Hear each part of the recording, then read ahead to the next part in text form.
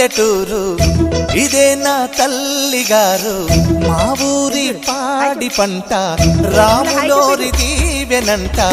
తల్లి గోదావరి నీళ్ళు కడిగే సీతమ్మ పాదాలు ఊరంతా హాయ్ హాయ్ హాయ్ మనసంతా హాయ్ హాయ్ హాయ్ ఇదే నా పల్లెటూరు ఇదే నా తల్లిగారు